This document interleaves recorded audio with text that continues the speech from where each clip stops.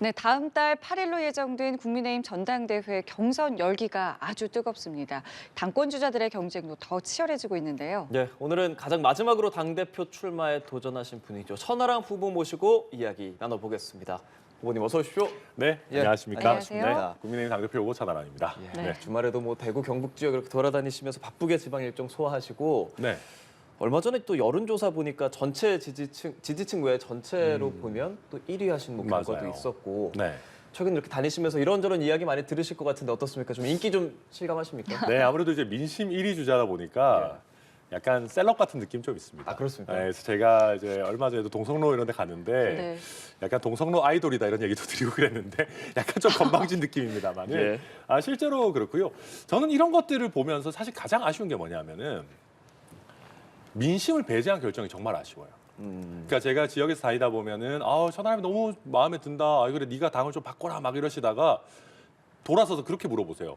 근데 이거 나도 투표할 수 있는 거야? 이렇게 물어보세요 어르신들이. 그러면 네. 혹시 국민의힘 당원이십니까? 그러면 나 지지자긴 한데 당원은 아닌데 그러세요.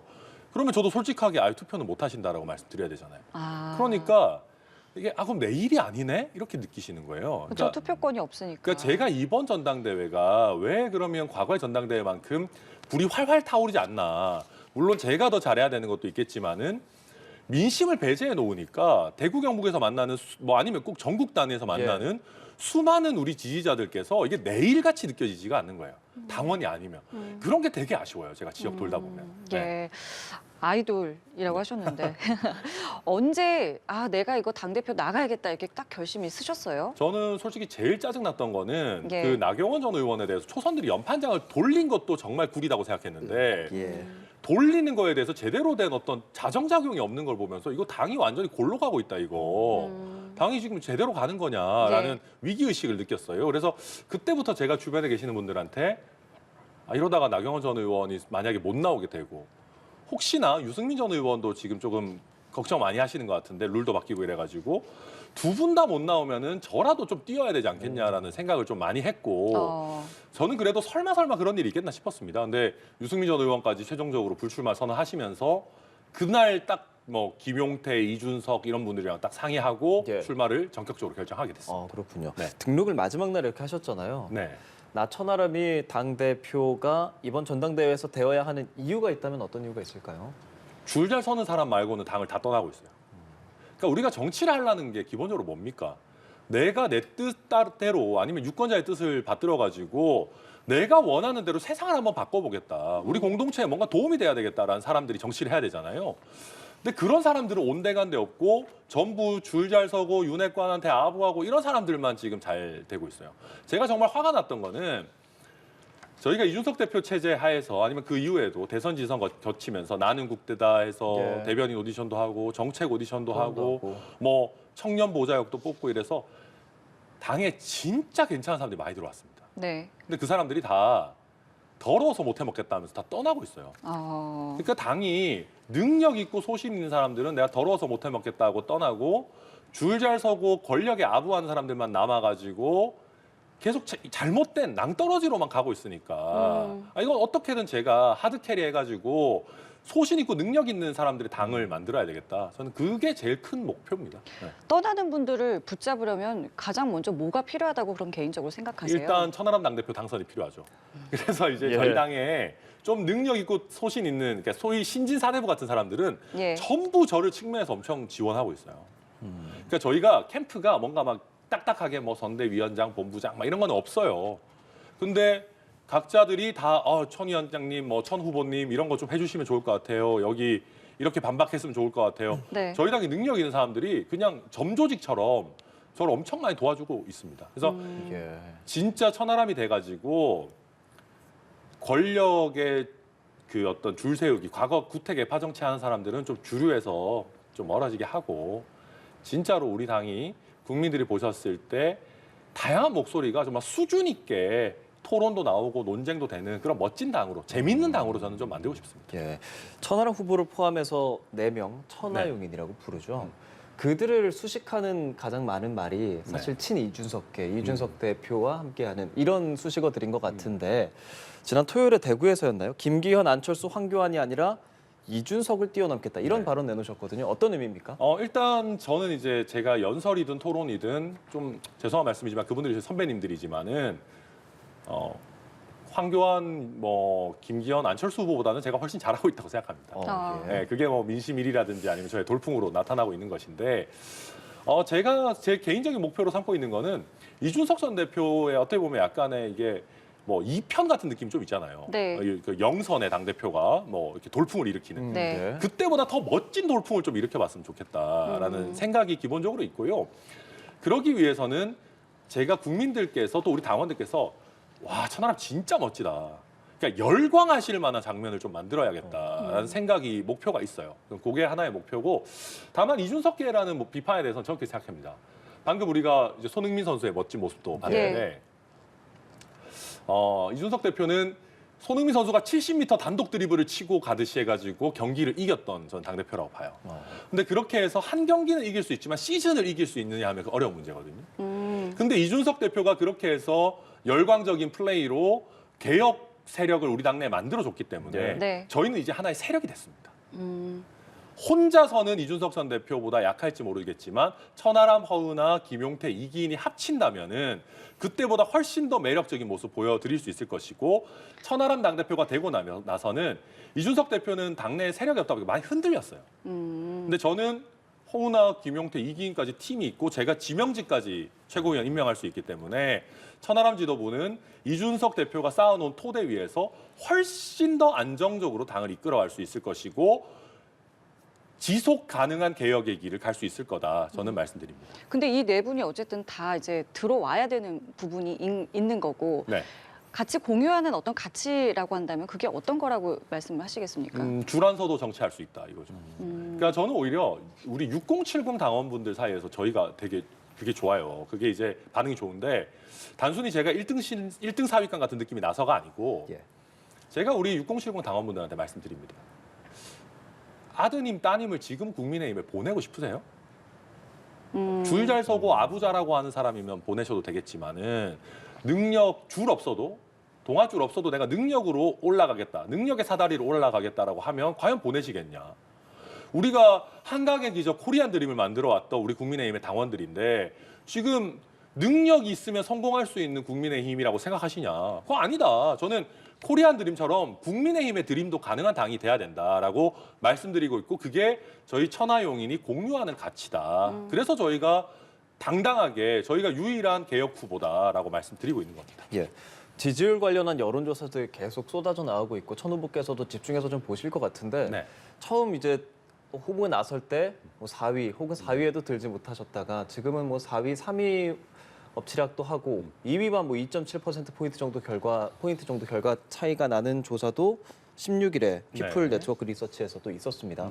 이런 조사 결과들 쭉 보시면서 본인의 상승세 어디까지 가능하다고 보시는지 그리고 결선 투표행 그리고 그걸 넘어서 진짜 당대표 당선까지도 염두에 두고 계시는지 여쭤보겠습니다. 오늘 이제 김기현 후보가 저를 때리기 시작했더라고요. 공격을 시작하셨던데 예.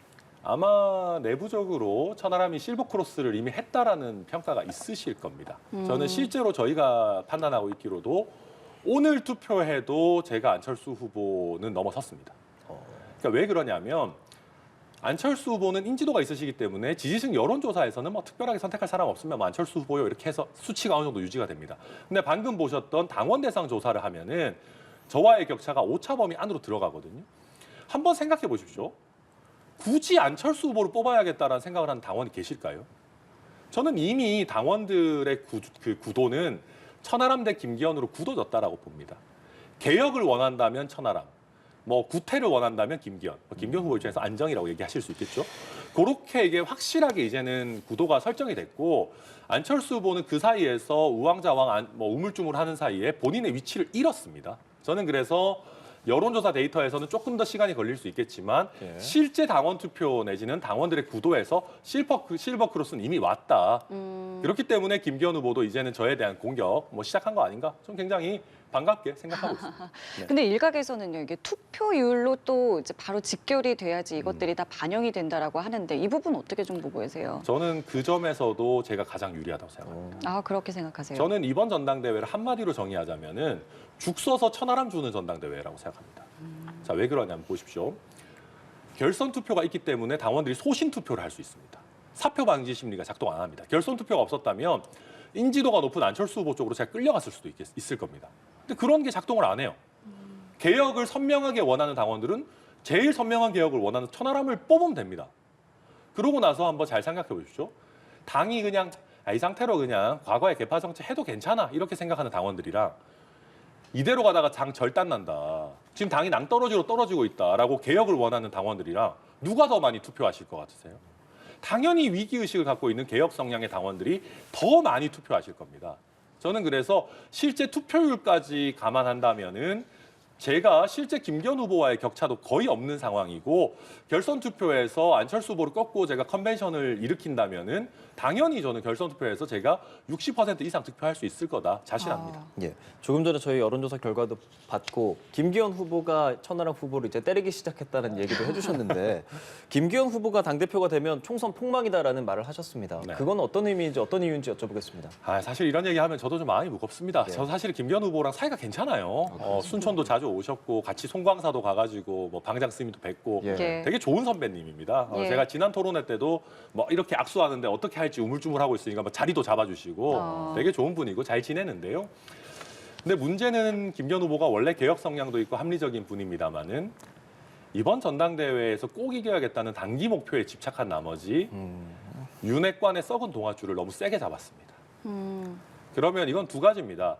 이 윤핵관과 잡은 손을 그대로 총선까지 갖고 가면 윤핵관표 공천이라는 딱지가 우리 후보들에게 붙게 되고 그러면 총선 폭망입니다.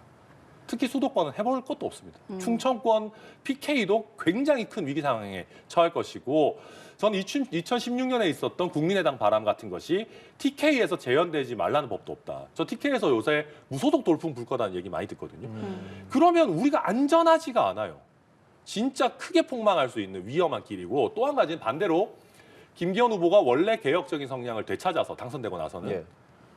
윤핵관 대통령실 뒤통수 치잖아요. 그 난리 날 겁니다. 그러면 또 총선 막 윤핵관이랑 김기현 후보랑 싸우기 시작하면은요 저희 당 진짜 쪼개집니다. 그럼 어떤 길로 가나 김기현 후보의 길은 총선 폭망의 길이에요. 그래서 제가 김기현 후보 개인적으로는 좋아하고 또 잘 지내는 선배님입니다만은 예. 이번 전당대회에서 본인이 실패할 수 없는 패망의 길을 선택하셨다. 저는 그게 걱정인 겁니다. 네. 그렇기 때문에 이제 천 후보께서는 이제 윤핵관을 좀 배제하는 그 공약을 이제 세우셨잖아요. 뭐 네. 여전히 지금도 그 공약은 유효한 상황이십니까? 유효하죠. 근데 이제 예. 제가 이번에 나경원, 유승민, 안철수 후보를 보면서 명분 없이 억누르면 오히려 이분들이 튀어오르더라고요. 그럴 수 있지요. 저는 그래서 윤핵관 분들도 명분 없이 제가 칼질할 생각은 없습니다. 저는 잘 설계를 해서 국회의원 중간 평가를 통해서 이분들이 명예롭게 퇴진하도록 할 생각이고요. 다만 한 가지 재미있는 점은요. 윤핵관 분들이 왜 이렇게 밉상으로 이렇게 국민들이 꼴보기 싫은 걸 할 수 있는지 아십니까? 지역구가 너무 탄탄해서 그래요. 만약에 우리가 국회의원 중간 평가를 하는데요. 지역구 단위 평가를 하게 되면 이분들 또 살아옵니다. 근데 저는 그래서 전국 단위에서 과연 이 윤핵관이라고 하는 분들의 행태가 국민의힘에 도움이 되는지 해가 되는지 우리 국민들과 당원분들께도 물을 것이고 저는 그런 적절한 절차를 통해서 윤핵관 분들이 명예롭게 퇴진되도록 그렇게 할 생각입니다. 그렇다면은 대통령과의 관계는 어떻게 이어가실 생각이신지도 궁금한데요. 저는 뭐 대통령과 원래 관계 나쁘진 않은데요. 아마 예. 이준석 대표가 저를 지원하고 있고 제가 가깝다고 여겨지기 때문에 대통령 입장에서 좀 불편한 부분 있으실 수 있다고 봅니다. 뭐 제가 그걸 부인할 생각 없고요. 다만 저는 대통령께서 천하람이를 믿을 수 있다. 그러니까 저는 지키지 못할 약속은 안 하고요. 대통령 뒤통수는 절대 칠 생각이 없습니다.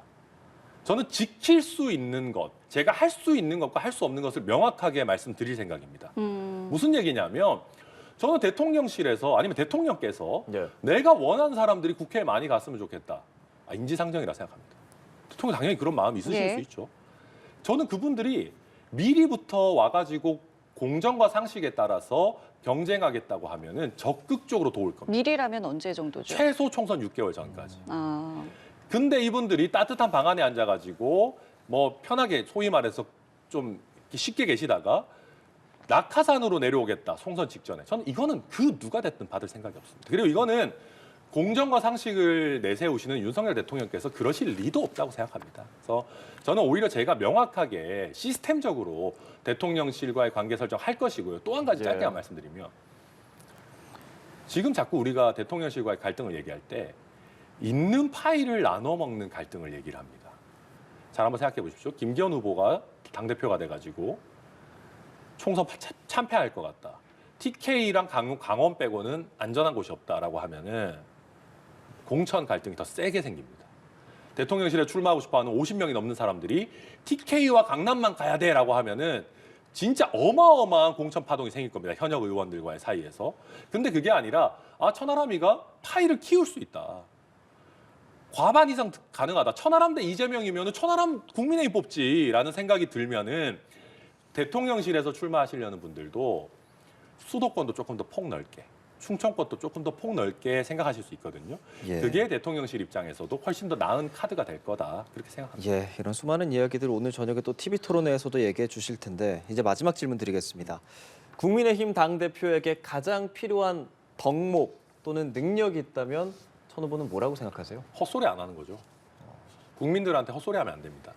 저는 제일 화가 나는 지점들이 정치인들이 당원이나 국민들을 무시하는 거예요. 눈 가리고 아웅하면은 저는 정말 아니 누가 믿는다고 저런 얘기를 하는 거지? 라는 화가 납니다. 저는 저한테 뭐 김기현 후보가 경력이 적다 이런 얘기를 하시는데요. 예. 제가 경력 적은 거 모르는 국민 당원 없으세요. 그럼에도 불구하고 정말 경력이 충분하신 윤상현, 조경태 후보 대신에 저를 선택해 주셨고 이번에 돌풍을 일으키는 건 뭐냐 하면은요. 저 친구가 최소한 헛소리는 안 한다. 그리고 지금 권력에 눈이 멀어가지고 윤핵관과 손잡는 그런 나쁜 짓은 안 한다라는 것이거든요. 최근에도 보면 김기현 후보 같은 경우도 윤핵관이 뭐가 나쁩니까? 윤핵관 국민들과 당원들 거의 다 나쁘다고 생각합니다. 권력 줄 세우기 개파 정치 다시는 하면 안 된다고 생각하시거든요. 근데 눈 가리고 아웅하면서 거기에 윤핵관이 뭐가 나쁘냐? 안철수 후보님도 윤심 뻔히 있는 거 다 알고 있고 하는데 왜 윤심 없다 이런 얘기 하시는데 네. 저는 국민의힘의 당대표라고 하면은 국민들이 신뢰하실 수 있는 믿음직한 메시지를 네. 전해야 된다. 그렇게 생각합니다. 알겠습니다. 지금까지 국민의힘 전당대회 출마한 천하람 후보 모시고 이야기 나눠봤습니다. 오늘 말씀 고맙습니다. 고맙습니다. 감사합니다.